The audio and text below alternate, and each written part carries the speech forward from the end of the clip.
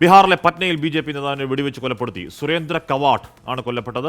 സംസ്ഥാനത്തെ ക്രമസമാധാന നില തകർന്നുവെന്ന് പ്രതിപക്ഷം ആരോപിച്ചു. ബൽറാം നുരങ്ങാടി, ബൽറാം, ഏതാനും ദിവസങ്ങൾക്ക് മുൻപാണെന്ന് തോന്നുന്നു അവിടെ ഒരു ബി.ജെ.പി നേതാവ് ഒരു വ്യവസായി കൊല്ലപ്പെട്ടിരുന്നു. അടുത്തൊരു പ്രധാനപ്പെട്ട ബി.ജെ.പി നേതാവ് അവിടെ കൊല്ലപ്പെടുന്നു. എന്താണ് പ്രതിപക്ഷത്തിന്റെ പ്രതികരണം ഉണ്ടാവുന്നത്? എന്താണ് അവിടെ ബൽറാം? ഹഷ്മി സൂചിപ്പിച്ച പോലെ തന്നെ ഒരാഴ്ചയ്ക്കിടെ കൊല്ലപ്പെടുന്ന രണ്ടാമത്തെ ബി.ജെ.പി നേതാവാണ് പട്നയിൽ സുരേന്ദ്ര കെവാട്ട്. അദ്ദേഹം തൻ്റെ ഗ്രാമമായ ഷെയ്ഖ്പുരയിൽ വയലിൽ ജോലി ചെയ്തുകൊണ്ടിരിക്കുന്നതിനിടെയാണ് ബൈക്കിലെത്തിയ അക്രമികൾ അദ്ദേഹത്തെ വെടിവെച്ച് കൊലപ്പെടുത്തിയത്. ബൈക്കിലെത്തിയ 2 പേരിൽ ഒരാൾ, പുറകിലിരുന്ന ആൾ, കെവാത്തിന് നേരെ വെടിയുതിർക്കുകയായിരുന്നു. 4 തവണ ഇയാൾക്ക് വെടിയേറ്റു. തുടർന്ന് പട്ന എയിംസിൽ എത്തിച്ചെങ്കിലും ജീവൻ രക്ഷിക്കാനായില്ല.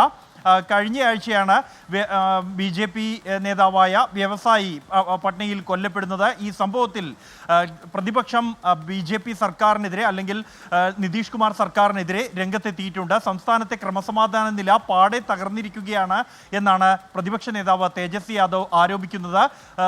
സംസ്ഥാനത്ത് തുടർച്ചയായി അക്രമ സംഭവങ്ങൾ ഉണ്ടാകുന്നു. അതുതന്നെ വെടിവെപ്പുകളാണ് ഉണ്ടാകുന്നത്. കള്ളത്തോക്കുകൾ സംസ്ഥാനത്ത് വ്യാപകമായി തന്നെ ഉപയോഗിക്കപ്പെടുന്നു. പോലീസ് സംവിധാനം താറുമാറാണ് എന്ന ആരോപണം തേജസ്വി യാദവ് ഉന്നയിച്ചിട്ടുണ്ട്. സംഭവത്തെക്കുറിച്ച് അന്വേഷണം ആരംഭിച്ചു കഴിഞ്ഞു എന്നാണ് അതേസമയം പോലീസ് അറിയിക്കുന്നത്. ഹഷ്മി.